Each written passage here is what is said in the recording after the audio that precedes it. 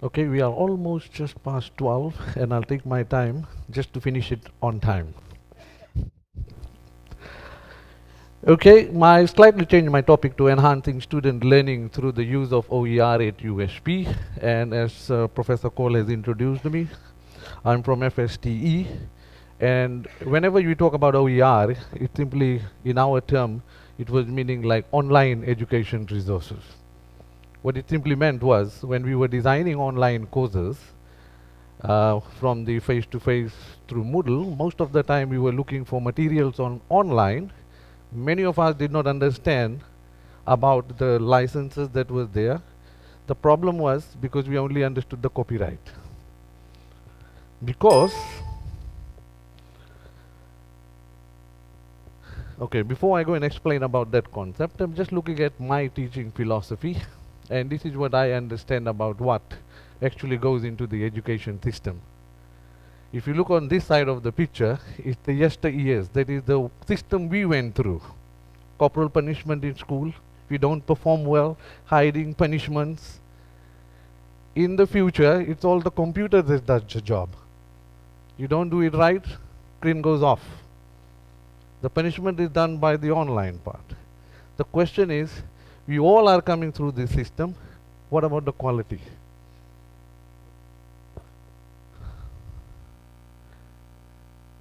That quality depends on this picture. If you look at the modes of learning and teaching as it goes with their time, we were the ones that actually got educated through this blackboard type teaching. While we graduated and went into the teaching field, computers came in. While we got accustomed to the computers program and stuff, mobile has come in.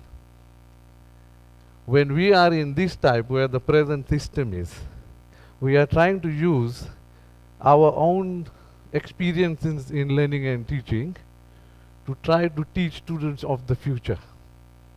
And that is where the gap comes in. As teachers, if you are not upgrading yourself with technology, then the kind of teaching that is expected in the future will not be successful. And that talks about quality. Here, we are basically looking at the way the students are getting accustomed to technology. How are the teachers getting accustomed to the techniques in order to serve the students of the future?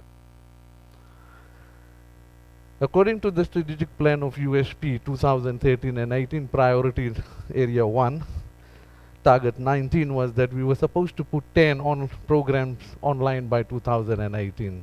And that's where many of the staffs were given the opportunity to start developing courses online through the Moodle platform.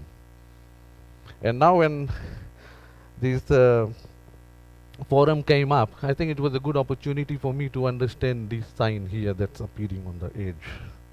The only thing I understood before that was the copyright thing that was basically on resource material that were available through Moodle publications.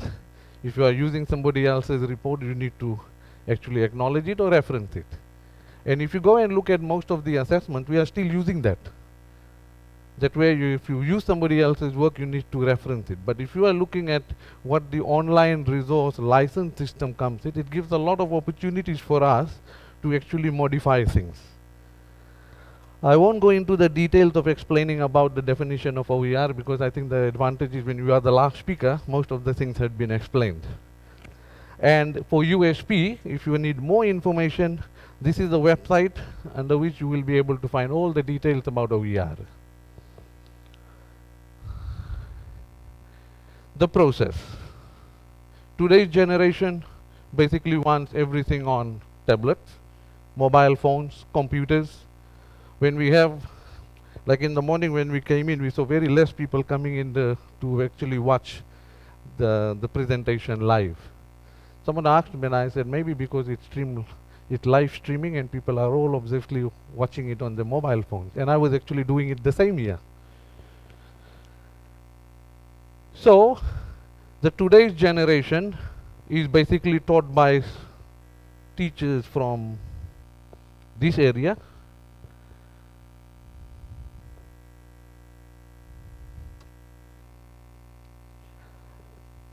And as course coordinators, when we design our online courses, and if we are not able to have the experience of the digital environment, then probably when we put in all the sites that we are actually looking over the internet might not be suitable for that particular subject. So what happens is, when that particular OER that we have selected is not accepted by the student, then what happens is that the student basically lose interest in that particular subject or the course. And then the outcome is you don't get success in that course. If we don't, as lecturers or course coordinators, if we are not upgrading ourselves, then probably the statement that will be told by the student to us is, we are the students of today, attending the schools of yesterday, being taught by the teachers of the past, with method from the Middle Ages to solve the problems of the future. And if you go back to see that diagram that I have explained here, is basically what's happening in most cases when we are not upgrading ourselves. Advantages of using OERs or the development of OER in teaching. First of all, it reduces cost to students, especially in the purchase of textbooks. However, there is a problem in the South Pacific. Students don't have a culture of reading. They don't want to read. Two, it provides students with a lot of options to understand the concept in multi-dimensional ways. Say, for example, if you've explained the concept in the lecture, and if you put in the OERs of from different sources, you will basically see that those sources explain that concept in several different ways. So for one concept, the student will be able to understand that in multi-dimensional ways. It's very easy to update Moodle pages nowadays with latest information provided, unlike the print, when it was printed and the 5-year period was given for you to not to make any changes. But here, if you find that something has changed overnight, it's easy to go and change the Moodle page. And also, I just went through the policy about the OER at USP that gives recognition for developing OER, and it's becoming part of your publication or research. Challenges. Not many are aware and understand the license conditions of OER. Two, it requires a considerable amount of time to look for the fit for purpose OER. What sometimes happens is, when we are trying to explain a certain concept and we go looking for an OER on the internet, we won't be able to find a site or an OER that is fit for the purpose. Now what happens is, sometimes just for the sake of putting it, when we place it onto the Moodle page, it confuses students more. So if we don't have one, it's better not to put it, or develop one. Materials available are not suitable for our requirements, so what do? The smart way to do is either you ask students to do it, or you make it yourself. First of all, we'll go and see some of the slides that I have used here to explain how OER has been used by me in the courses for students to achieve success. It's not always that they need to have success by reading through the materials in the course. Sometimes we need to motivate them too. First of all, when I start my lecture in any course, the first motivation I provide to the students is through some of the pictures which I have taken from the internet, which I used as a motivational slide. If a course becomes difficult at USP, it doesn't mean it's impossible. It simply means we have to work hard. And if I had written that, probably it might have not made an impact. A picture does. However, there is an issue here with my slide. I didn't know whether the place I took it out from, whether it had that copyright licensing. Therefore, it's not live. Two, chickens and roosters is also coming here, but I tried to put a different caption to that. Your role as a student at USP is to show that you are a leader. You tell others how to do things. And third, that is when they are using information from the notes to actually look at the success. If you can't explain it simply, you don't understand well enough. That's well saying by Albert Einstein. There is a number of slides that I have used in my lectures, which is face to face, and now since it is on lecture capture, it's also available to students in the region. But pictures make an impact, because as I said earlier on, the culture of our Pacific students is they'll want to see more of pictures and videos rather than reading.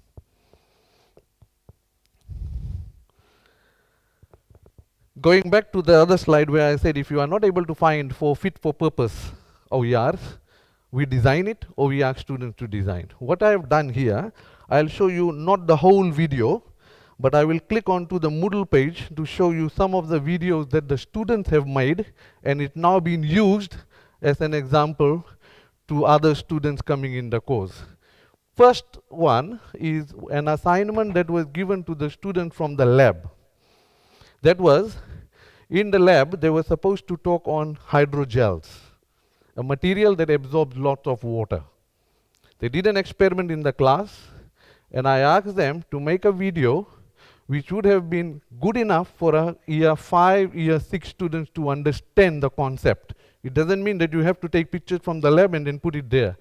The idea from the lab should be placed in a concept that a class 5 and 6 student could understand. I hope it connects.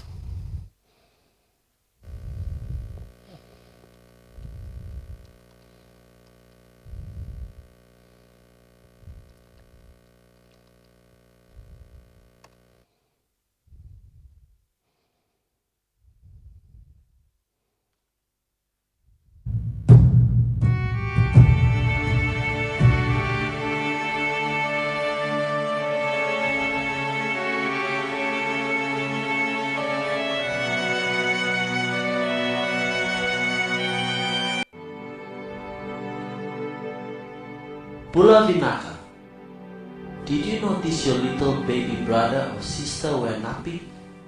No, most of you might confuse with that because nowadays babies wear diapers.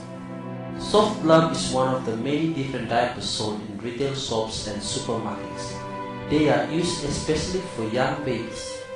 This movie will show how diapers is so effective in water absorption. It will demonstrate by comparing between diaper and baby nappy. Nappy is a soft cloth like face towel which used to tie around babies. Diapers had replaced nappies. Diapers contain hydrogels which had high water absorbing capacity. If we take off the plastic-like structure around the diaper, you can actually see some powder-like crystals on the surface of the diaper. In real life, as you all know, diapers absorb baby's pee just like nappies. As illustrated in this video, water was used instead of pee just to show how the absorbing capacity of these two different materials. Firstly, water was poured onto the surface of the nappy. However, water just flowed through and the nappy was fully wet.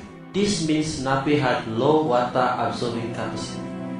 With the diaper, when water was poured onto the surface, all the liquid was absorbed, and the absorbed water formed a jelly-like structure on the woolly surface of the diaper. Diaper doesn't allow the water to pass through. However, just only a few droplets were spilled over the side of the diaper. This means the diaper had a very high water absorbing capacity.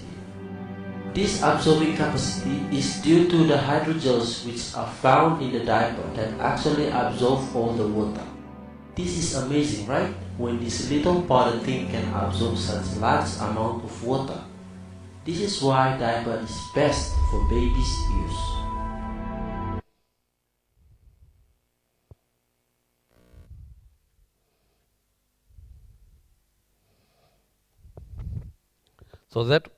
So that was one of the OERs, probably a video which was not thought of an OER at that time, but now because we have got a very good information for the students to understand about what hydrogels are, and the way this group actually did it was splendid. Now the next one was the second assignment that I had given was in a postgraduate course, where in this course we had to teach about instrument operation.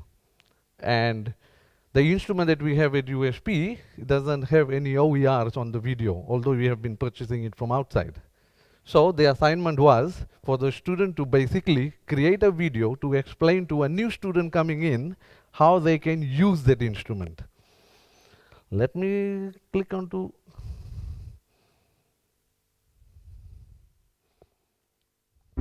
Differential scanning calorimetry.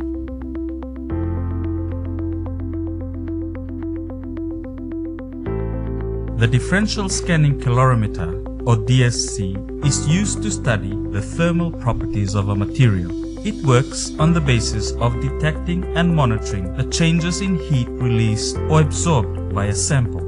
When a range of temperatures are applied, this heat will change, and this difference is recorded with respect to an empty reference sample. This forms the basic idea for the working of DSC.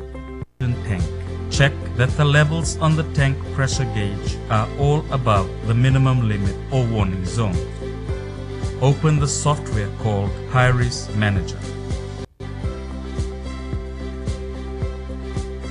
Click on Browse and select a file location to save changes that happen in the sample. Information such as the melting point or crystallization points can be differentiated by identifying the exothermic or endothermic nature of the peaks. To calculate the energy, personal computer, open the notepad file, leave the DSC equipment to stabilize for 15 to 30 minutes. Close the program by clicking on the close button on the top right hand corner of the window. Turn off the DSC switch.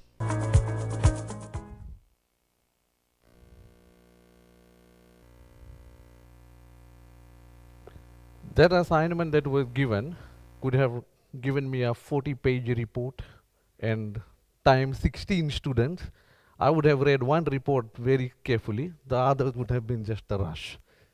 So what I did, this video here, because it was done so well, is the quality of the graphics, the voice, the recording.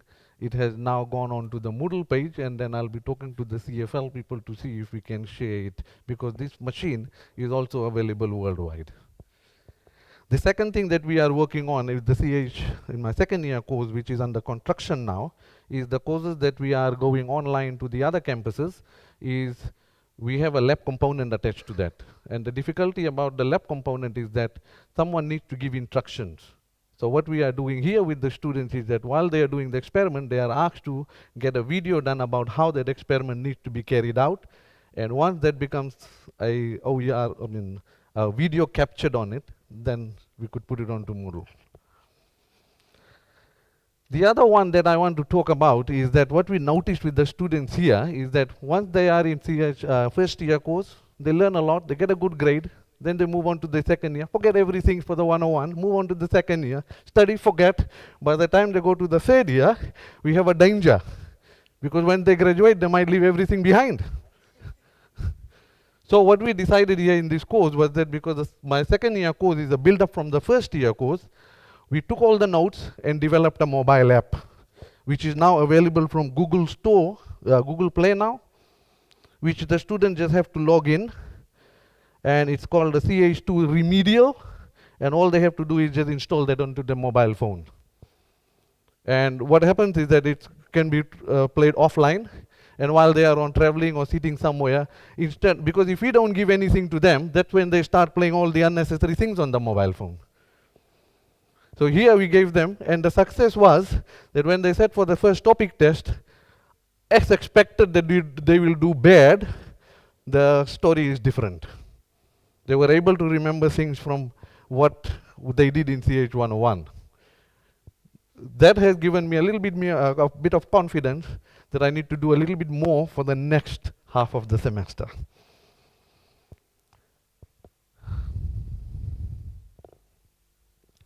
To measure the success of the OER, as I said, if we don't plan well, then the success might not be there, because we are dumping too many things on the online Moodle page that we have designed for the courses, and students will not read.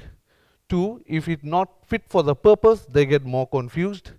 3rd is if we are able to design things which is tailor-made for our own students, then the success is there. In terms of completion, on the online distance mode, we have a 70% pass for the 2 courses that we have looked up. And secondly, it's not only the pass rate, the grade is also good. That's all from FSTE, and we hope that with the new technologies coming in, because I had been educated in that blackboard and computer era, I have to put myself up into the mobile and computer era so that we are able to come up with more good, interesting ones for the current students.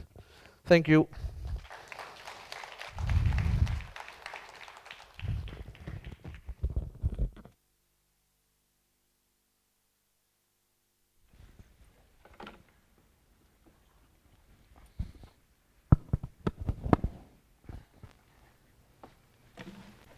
Thanks very much, David. That's really interesting. And some of you might know I actually was a chemistry teacher back in the 90s. I'm afraid to say that I was on the wrong end of that spectrum that he had there, that the blackboard was about the only way we did it in those days. But I did try and move, because I was the first person in the School of Pure and Applied Sciences was then to have a laptop. That was quite a radical thing at the time. So that's really, really interesting talk. And I think the notion that David had there about the students developing the video themselves, very, very clever idea, and it very much fitted in what Wayne was mentioning before, and I know it's part of the thing that SOM's working towards, is where we become not only consumers but creators of who we are ourselves, and that's, I think, a big part of this community, is to not just be consumers but to be people that contribute to it. That's the underlying philosophy of the whole process as well.